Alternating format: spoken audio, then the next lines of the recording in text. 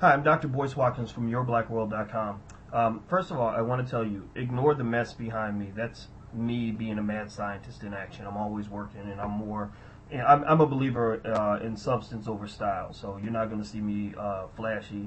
Every now and then I might wear a nice suit or something, but I'm not into that. I'm into getting stuff done and actually doing things that actually matter. And one thing I really wanted to do, I have to clarify this very clearly. I just got through with an interview with Reverend Sharpton and Melissa Harris Perry down at Tulane University. Now, Melissa seemed to take issue with an article that I wrote in which I was making reference to an article she'd written about Cornel West and, really saying things that I didn't think were called for in terms of how she dealt with Professor West. She seems to have a beef with what she calls self-appointed black leadership. By the way, I don't consider myself to be a part of that group or ever a part of that group, because I believe that if people want to follow me, I allow them to. And my goal is not to think for you, is to encourage you to think for yourself, because I believe you are your own greatest black leader.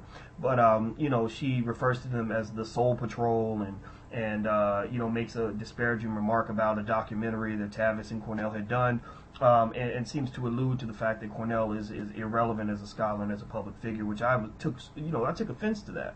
And then, what bothered me was that she broke down Cornel's critique as if the fact that it's personal, which I don't doubt that it's personal. I can tell that it's very personal. That the fact that it's personal means that it's not true. And that's bull. If I come to you and I had a fight with my sister, and I come to you and I say, well, my sister steals gum from the local drugstore. Just the fact that I have taken it personally and personally decided to share this information, that doesn't mean the information is not true. My goal in the conversation, in this heated debate that we just had, and we just got finished talking, and you can hear it online. I'm going to put it on YourBlackWorld.com. My point was to bring it back to the issue. And to be honest with you, I don't think either one of them really wanted to go back to the issues. The issues were black, brown, poor, and working class people. Whereas, where is the evidence that we're dealing with double-digit black unemployment in an effective way, in a direct way, rather than this rising tide lifts all boats junk that we heard, which doesn't make any sense. It sounds a lot like trickle-down economics. Where are we dealing with mass incarceration? There was a law signed a year and a half ago that reduced the crack to powder disparity from 100 to 1 to 18 to 1. So that means that you only get 18 times the prison time that somebody that with powder gets, not equality. You see, black people are told that we can't ask for equality. But the thing is that even with that law, it doesn't go deep enough. Most black people, I'd say 90% actually, of African Americans, based on our last survey, have a friend or a relative who spent time in prison. So the truth is that this impacts our community to the core. This is why our fathers are not in the homes. This is why boys are growing up without their dads. This is why black women are growing up with these abandonment issues because their fathers are not around. It's because all of our men are going to prison. And then you go into the educational system. You go into employment discrimination.